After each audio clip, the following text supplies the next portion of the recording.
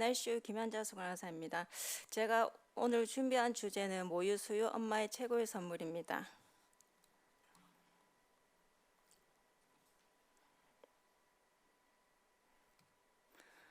목차는 미수가 특성에 맞춰서 저희 NRCU를 간단하게 소개해드리고 그 다음에는 모유 수유 관련돼서 말씀드릴 건데 이미 학문적인 이론적인 걸 너무나 잘 아실 것 같아서 모유 수유와 관련된 저희 병원의 관리 형태라든지 아니면 보호자 교육 그리고 이런 간호 기록 같은 실무적인 거를 먼저 소개해드리고 저희가 생각했을 때 향후에 풀어야 될 숙제 향후 가지로 쓰긴 했는데 그 순으로 발표드리도록 하겠습니다. 먼저 고염 산모가 증가한다는 뜻은 고염 신생아도 많이 생긴다는 뜻인 것이고요. 고염 산모센터에서 임신 주수를 하루라도 더 늘리기 위해서 많은 노력을 하고 있긴 하지만은 그래도 세상이 좀 빨리 궁금한 아이들은 일찍 나오더라고요. 그런 친구들이 대부분 저희 NRC 이동하는데 올 때도 그냥 혼자 오지 못하고 기본적으로 의료 인력이 3명이나 동반이 돼야 됩니다. 트랜스 인큐베이터에 또 있어야 되고 ICS 리서시테이터, 세츄레이션 모니터 이 기계를 다 같이 가지고 와야 되기 때문에 의료 인력이 3명이나 필요한 아주 소중한 아이들이 저희 쪽으로 오게 됩니다. 제가 동영상을 하나 찍긴 찍었는데 너무 화질이 안 좋아서 못 넣었습니다. 여기가 저희 NRCU인데요. 바로 여기 입구가 분만장에서 바로 이동할 수 와서 바로 처치할 수 있게 최소한의 거리로 이제 이루어져 있고 여기 들어오게 되면 저희는 이제 기둥형 펜던트로 이루어지고 있는데 펜던트 앞과 뒤쪽으로는 인큐베이터가 있어서 저희가 관리하고 있습니다. 좁은 공간 활용이라든지 업무하는 동선 측면에서는 가장 효율적인 게 기둥형 펜던트인 것 같긴 하고 근데 요즘은 이제 감염 관리가 굉장히 많이 대두가 되고 있잖아요. 그런 측면에서 봤을 때는 좌우뿐만 아니라 앞뒤까지 신경 써야 되는 관리 지역이 많은 것도 하나의 하나의 관점인 것 같습니다. 저희가 이제 NICU 1과 2로 분리가 돼서 운영하고 있는데 입실 기준은 체중과 재태수를 구분해가지고 같이 함께 보고 있고 저희 쪽은 23주에서 34주 미만의 아이들이 오고 신생아실 NICU2 같은 경우는 34주 이상 정도 되고 NICU2에서는 스텝다운 형태로 운영을 하고 있습니다.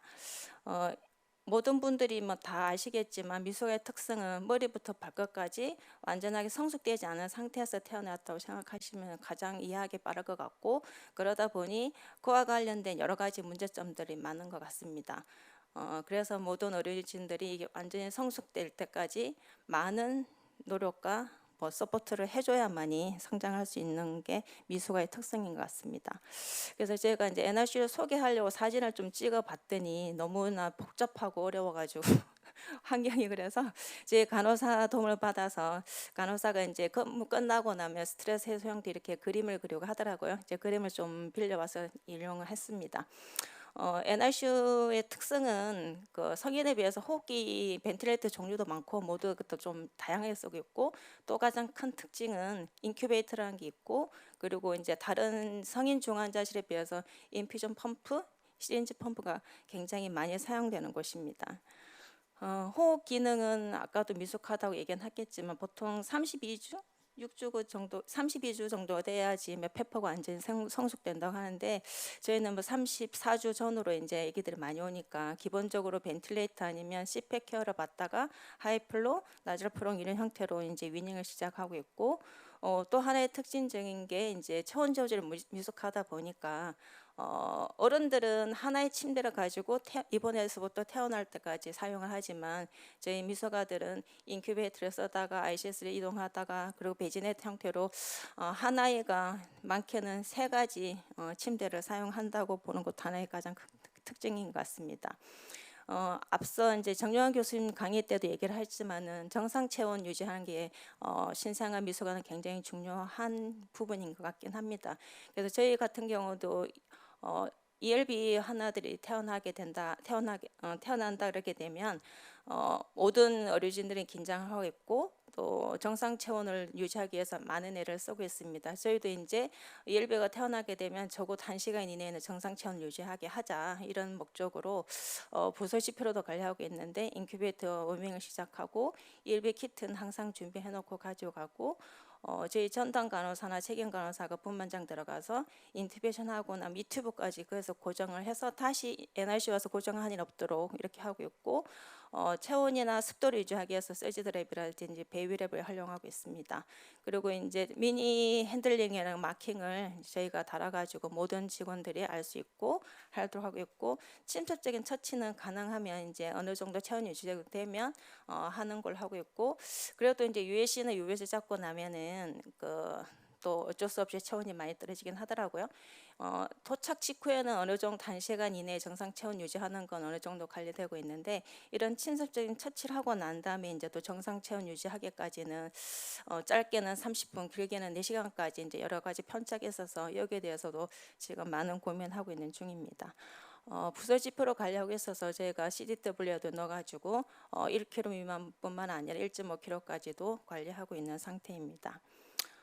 그리고 이제 또 하나의 특징 아까도 얘기했듯이 아기들이 이제 다 영양 공급은 옆에서 이제 누군가 해줘야 되기 때문에 좀 다른 부분은 이런 모유를 저희가 많이 관리하고 있고 인퓨전 펌프는 기본적으로 적게 다는 친구가 영양소액이 한 3개 정도 달고 있고 환자의 상태에 따라서 항생제를 맞는다든지 아니면 이노트로피스 맞게 되면 많게는 거의 20개 가까이 다는 친구들이 있더라고요.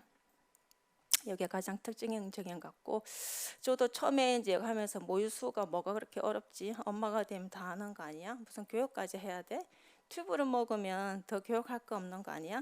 그런 생각은 누구나 할 수 있는 생각으로 생각합니다. 저도 그렇게 했었으니까요.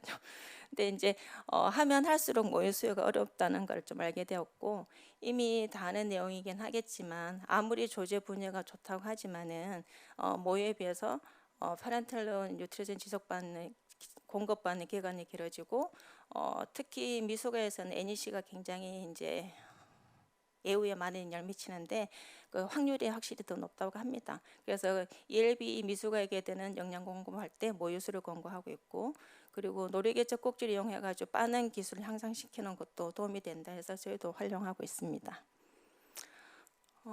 모유의 장점에 대해서는 제가 막 자료를 막 찾아봤는데 신생아나 미숙아나 거의 같더라고요. 그런데 얼마 전에 이틀 전인가요? 대한모유수유의학회랑 대한소아청소년과 학회에서 모유의 장점에 대해서 아주 한 장으로 아예 잘 정리해서 줬더라고요. 진작 주셨으면 제가 정리하는 수고를 좀 들었었지 않을까 하는 생각을 잠깐 해봤습니다. 이제 어쨌든 미숙아들은 소화기기가 미숙하다 보니까 처음에는 대부분이 지튜브로 그냥 의존해서 영양 공급을 받다가 한 34주 정도 내외가 되면 지튜브랑 플러스 바틀 피딩을 병행하다가 그 위에 바틀 피딩을 이제 위닝을 하게 됩니다. 요거는 그냥 모유가 소화가 잘 된다는 의미로 제가 사례를 뽑아온 건데요. 혹시 보이시는지 모르겠지만 저는 화면이 잘 안 보입니다. 21년도에 8월에 33주 4주로 태어났고 640g이었는데 트윈이었는데 이 친구는 아마 몸무게가 작았던 것 같습니다. 8월 20일 7시부터 미소가 분유를 먹었었고 그 후에도 계속 미소가 분유를 먹었는데 아마 23일 이때는 앞타임에 먹었던 분유가 소화가 안 돼가지고 저희가 스킵을 한 것 같습니다. 스킵을 2차례 했었고 그날 4시부터 모유를 먹기 시작했는데 그 이후에는 이제 스킵하지도 않고 내용을 보게 되면 소화가 되고 있는 양상이다 이런 메모가 되어 있었고 또 다른 사례를 보게 되면 여기는 23주 5일로 태어났고 570g이었던 이 친구인데 6월 20일 저녁 10시부터 미소가 분유를 먹었었고 이 친구는 그 스킵보다는 남아있는 잔량이 있어서 소화 안 된 양이 있어서 배액해서 버리는 양이 계속 먹은 양만큼이 계속 유지가 됐었습니다. 그러다 6월 28일 7시부터 모유를 먹으면서 배액하는 양이 점차 줄었고 그 이후는 없었더라고요. 그만큼 분유보다는 모유가 아기들한테는 소화에는 좋은 것 같습니다. 사례를 보여준 것 같고, 요걸 정리를 하면서 저희가 20년 2월부터 코로나가 막 확산세가 접어들면서 모유은행이 운영을 중단했었습니다. 그래서 모유은행 중단하고 나서부터 모유를 못 먹는 아이들이 좀 늦게 시작하고 끝까지 못 먹는 아이들이 있어서 뭔 차이가 있을까 해가지고 이제 러프하게 제가 이제 자료를 뽑아봤는데, 17년도에 제가 고위험 산모 신생아 통합치료센터로 이제 분리가 됐기 때문에 17년 자료는 빼고 18년 자료 이후부터 자료 봤을 때 1.5kg 이하의 이제 신생아는 사실 20년도 현재는 이제 8월 달까지 하지만은 입실 환자 수는 적긴 한데 큰 건수는 아니긴 하지만 부서 내에서 NEC로 수술한 건수는 오히려 20년도, 21년도가 좀 늘긴 늘었더라고요. 보면서 확실히 모유 수유 이런 게 미숙아한테는 굉장히 중요하구나 이런 생각을 한번 하게 되었습니다. 아마 신생아 파트 하신 분들은 다 아시겠지만 17년 12월에 신생아 파트에 가슴 아픈 일이 좀 발생을 하면서 이제 건강보험심사평가원에서 신생아 중환자 실적성성 평가를 하기 시작을 했습니다. 진료 환경 개선도 하고 의료 관련 감염 예방을 위해서 여러 가지 측면에서 이제 질량상 재고 목적을 했었는데, 그게 평가 지표에도 모유 수유 시행률이 들어가 있었습니다. 그만큼 모유 수유가 중요하다는 뜻이겠죠. 1차 때는 예외 기준이 의학적 모유 금기에는 없었거든요. 그래서 이제 저희가 모유 수유를 이제 높이기 위해서 굉장히 많은 노력을 했었는데, 2차 때는 그래도 이제 다행히 예외상이 그야말로 이제 모유가 생성되지 않은 시기에는 어떻게 먹일 수가 없지 않습니까? 또 산모가 사망을 한다든지 아기가 사망을 한다든지 아니면 보호자가 이제 키우고 싶지 않다고 했을 때는 못하는 건 이제 그런 예외상을 둬서 그나마 좀 다행인 것 같긴 하고, 이런 적성성 평가 2018년도에 의료기관 인정 평가, 그리고 의료 정보 시스템의 인정 평가라고 힘스 평가까지 19년도에 보면서 제 NRC 파트는 모유 수유와 관련된 관리에 대해서도 집중적으로 한번 점검받고 관리를 하게 되었습니다. 이러면서 18년도에 또 이제 모유 수유 간호 관리록을 신설하게 뭐 국가에서 해주신 거겠죠. 신설해서 해가지고 모유 수유를 좀 더 체계적으로 할 수 있게 하였고, 저희 그래서 19년부터 그러면 모유 수유만이라도 우리 간호사가 한번 조제를 한번 해보자 해가지고 한번 시행을 해봤었는데, 많게는 1시간 반, 적게는 1시간 정도 시간이 소요돼서 그것까지는 정말 할 수가 없어서 모유 강화제를 넣는 모유 조제만은 저희가 간호사가 업무를 하고 있으면서 나머지 이제 모유 조제는 이제 사원님들을 이제 도움을 받고 있는데 하면서 이제 적절하게 잘 관리를 까지 하고 있습니다. 여러 가지 이제 평가를 거치면서 저희도 이제 감염관리실과 함께 감염관리 지침을 한번 점검을 하게 됐고, 모유 준비하는 사람 여러 사람이다 보니까 표준화된 게 필요하여서 이런 절차를 만들어서 모유 조제하는 데 붙이고 이 절차에 맞춰서 하게 되었었고, 그러다가 이제 G튜브 피딩 했을 때는 저희가 이런 시린지에다가 니들을 꽂아가지고 준비를 하고 그걸로 이제 가져가서 이제 자리에서 환자한테 먹이다 보니까 간호사들의 이제 니들량 안전사고도 있을 수도 있고 혹시 다른 약물 오해할 수 있어가지고 요것도 없애고 니들 캡을 활용해서 저희가 하고 있습니다. 그리고 이제 수요와 관련된 관리 기록도 한번 좀 명확하게 할 필요가 있어가지고 저희가 점검을 하였었는데, 그동안에는 BM이나 PM, Q6에 있는 텍스트 오더에다가 모유든 PM이든 상관없이 한번 쭉 한 군데만 서명을 했었거든요. 그러다 보니 이 친구가 이때 모유를 먹었는지 분유를 먹었는지 알 수가 없었는데 구분해가지고 저희가 이제 사인하게 되었고, 임상관찰 기록지에도 모유 분유 거는 있었지만 L2배는 모유 분유 구분이 없어가지고 저희가 암호 형태로 이제 기록을 하다 보니까 의사소통이 명확하지 않은데 이것도 좀 구분해가지고 저희가 기록하게 되었고, 환자 확인뿐만 아니라 이제 이런 PDA를 활용해서 사인까지 명확하게 넣는 걸 하였습니다. 그렇지만 이렇게까지 환자 확인하고 이제 철저하긴 하지만은 늘 자유로울 수 없는 게 이제 안전 사고 중에 하나가 이런 거죠. 밖에서 먹이는 거. 그래서 저희도 한번 이런 있었는데 하루에 8번, 많게는 12번씩 먹이는 애기들 생각하게 되면 어쩌다 한번 1년 6개월, 2년 한 번씩 생기는 일이어서 많지는 않겠지만 그래도 환자 확인을 잘 하라고 늘 강조하는 것 중에 하나이긴 합니다. 그리고 보호자 교육은 저희가 이제 이런 리플렛을 이용해 가지고 이번 첫날 교육을 하고 있고, 그리고 이제 하이 차트로 해가지고 그 애니메이션을 이용한 그 설명 동영상이거든요. 요거를 활용해서 보호자분에게 이제 휴대폰 보내주게 되면 리플레이 보고 싶으신 분 리플레이 보고, 이런 동영상 교육을 받고 싶으신 분은 들어서 모의 준비를 할 수 있게 하고 있습니다. 이런 발송을 했는지 안 했는지는 간호사들이 면문안기게 하였고요. 그리고 이제 모성 신생아 관련 지표로 또 모유 수유 수행률을 이제 필수 지표로 선정이 돼가지고 19년부터 관리를 하고 있고, 저희가 분기별로 보고서를 올리고 이렇게 관리를 하고 있으니까 병원에 계신 선생님들은 한 번씩 시간 되실 때 보시면 도움이 될 것 같습니다. 그리고 19년도에 냉장고나 냉동고 앞에 이제 저희가 1시간마다 모니터링하는 온도 기계가 있긴 하겠지만 실시간 온습도 모니터링 시스템을 도입해가지고 휴대폰으로도 볼 수 있고, 웹에 들어가게 되면 이렇게 관리된 걸 볼 수 있습니다.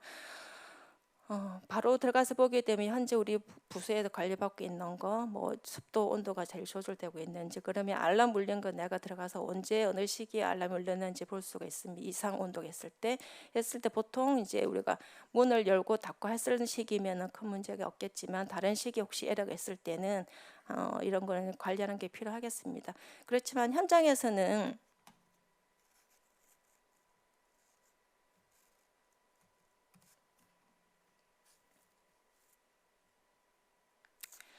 현장에서는 바로 우리 24시간 근무를 하기 때문에 바로 알람을 크게 울려서 바로 적절한 조치를 취할 수 있겠더라고요. 여기는 저희 조유실 현황이고요.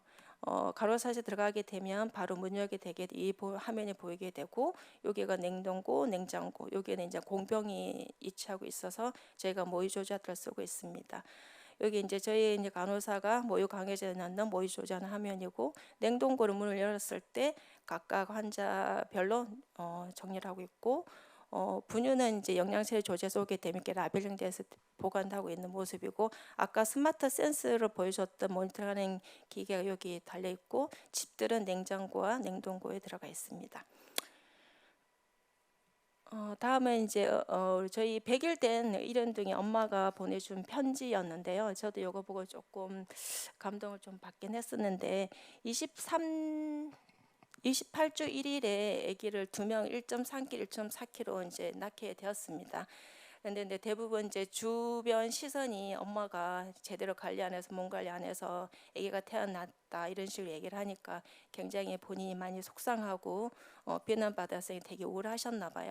근데 이제 아기 보러 병원 오니까 있는 선생님들이 일상적인 설명을 해주고 사진을 보여주고 하니까 자기는 이게 굉장한 소중한 경험이 되고 희망을 얻고 숨통이 트인다는 표현을 썼더라고요. 그래서 이걸 보면서 저희가 일하는 어쨌든 코로나 이후로 이제 면회를 안 하다 보니까 보호자들 수시로 오셔가지고 애기 사진 찍어주세요, 동영상 찍어주세요 하다 보니까 업무에 조금 어려움이 있긴 하더라고요. 그래서 시간을 정해주긴 했지만은 그래서 이거를 계속 해야 되나 말하는 고민을 좀 순간 했었는데, 이 내용을 보면서 힘들지만 아기가 자라는 걸 옆에서 볼 수 없으니까 이런 걸 해줘야 되겠구나 생각을 하게 됐고, 아마 이 어머니는 이런 게 없었으면 산후 우울증에 좀 빠지지 않았을까 하는 생각을 하게 되었습니다.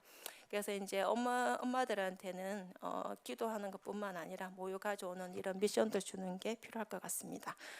그래서 NLC에 입원한 엄마들이 직면할 수 있는 문제를 보게 되니까 유축하는 것도 두려움이 생길 수 있고, 아기가 없는 상태에서 유축하는 게 더 어렵다고 합니다. 그래서 저희가 좀 신경을 써줘야 될 것 같고, 첫날 왔을 때 종료선 설명하고 분만 후 최대한 빨리 유축을 시작하는 게 가장 좋다고 얘기합니다. 근데 대부분 아직 젖이 안 생겼어요, 안 나와요, 그 얘기를 하는데, 차야만이 유축하는 게 아니라 비어야만이 생기기 때문에 빨리 유축하는 게 필요하고, 그러기 위해서는 이제 최상의 유축 기술이 필요하다고 합니다.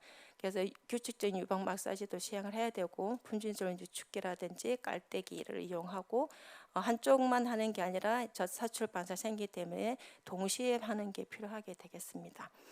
그래서 저희가 이제 유축을 해갖고 오라 그러면 어머니도 하는 얘기들이 양이 적은데 한 번에 여러 개 모아서 가져와도 되나요? 이렇게 얘기를 하는데, 각각 용기에 따로 담아서 이름과 날짜, 시간을 기입해서 가져오게 합니다. 그걸 처음에 드릴 때 저희가 환자 레벨을 제공해서 쏠 수 있도록 하고 있습니다. 저 사출 반사는 그야말로 이제 우리가 모유를 짜다 보게 되면 어느 순간 쭉 나오는 시기가 있는데 이걸 촉진하는 방법이 그야말로 전량이 많게 하는 양이거든요. 거기도 보게 되면 아기를 자주 보고 뭐 사진을 보여주는 게 필요하더라고요. 그래서 이제 저희가 뭐 코로나가 언제 끝날지 모르겠지만 사진 찍어주고 동영상 찍어주고 하는 거는 당분간 계속 해야 되지 않을까 싶습니다. 그리고 유방 마사지는 사실 NRCU 간호사가 하기에는 많이 어려운 것 같고 분만 전부터 이제 상과나 이런 병동에서 조금 더 교육을 해주고 시행하면 좋지 않을까 싶어서 제가 넣긴 했었습니다. 자료들은 굉장히 많던데 랑 저기 자가 유방 기저부 이완법이라는 이 두 가지 방법이 굉장히 활용하기에 편리할 것 같아서 넣어봤고요. 향후 과제는 뭐 큰 건 아니고 제가 생각했을 때 우리 병원에서 조금 신경을 써야 될 부분이라고 생각하는 거요 적어봤습니다. 뭐 제일 중요한 거는 모유은행이 적극적으로 빨리 운영하는 게 좋을 것 같고, 그리고 이제 12개월 이내 건강 수유부는 이제 모유 기증을 한번 독려하는 것도 필요할 것 같고, 현장에서 제가 지켜봤을 때는 모유 수유 관련된 교육도 하고 마사지도 해줘야 돼 이렇게 해야 되는데 신생아 중환자실 인구까지 하기는 좀 역량이 어려울 것 같아서 출산 전과 후에 신생아 상가 파트에서는 어떤 유기적으로 이런 교육까지 해줄 수 있는 기능하는 사람이 있었으면 좋겠다는 생각을 해보고 여기는 조금 고민이 좀 필요할 것 같습니다. 그리고 유니세프와 세계보건기구에서 성공적인 엄마 젖먹이 10단계 실천한 병원에는 아기에게 친근한 병원이라는 타이틀을 주게 되는데 거기에 항목 중에 하나가 직원들이 모유수를 지원하고 지지할 수 있는 충분한 지식이라든지 역량 기술을 갖추도록 한다고 되어 있는데 저희가 그동안에 이제 여러 가지 부서 이동하다 보니까 모유수유 전문가가 자기 전까지는 간호사들이 별로 없었거든요. 올해는 이제 2명 있었고 모유수유 전문가 과정을 또 이수로 끝난 사람도 4명, 앞으로 이수할 사람 7명이 있습니다. 이렇게 되면 어느 정도 역량을 갖춘 이제 간호사들이 준비되지 않을까 싶습니다. 여기까지 이제 교육을 우리가 이번에 많이 하게 된 계기는 일운동이로 이제 태어났다가 태어나는 이제 아버님이 신생아 중환자실 교육 목적으로 기부를 1,000만 원을 해주셨는데 그 중에 700만 원을 간호사 교육용으로 할애를 최청 교수님 과장님께서 허락을 해주셔가지고 이렇게 많은 인원이 교육을 듣고 들을 수 있게 되었습니다. 이 자리에 빌어서 감사함을 다시 전해드리고 싶습니다. 감사합니다. 그래서 이제 아기에게 친근한 병원을 되기 위해서 이제 저희가 필요한 항목을 보니까 어느 정도 오래 지나고 나면 모유수유 관련된 지식과 역량 충분히 갖출 수 있을 것 같고, 다른 거는 다 가능한데 지금 저희가 모자동실을 이용하지 안 하고 있어가지고 여기까지 하게 되면 하나의 이제 타이틀까지 하게 되면 좀 더 완성된 고위험 신생아 통합치료센터가 되지 않을까를 한번 생각해봤습니다. 제가 준비한 건 여기까지입니다. 경청해 주셔서 감사합니다. 이상입니다.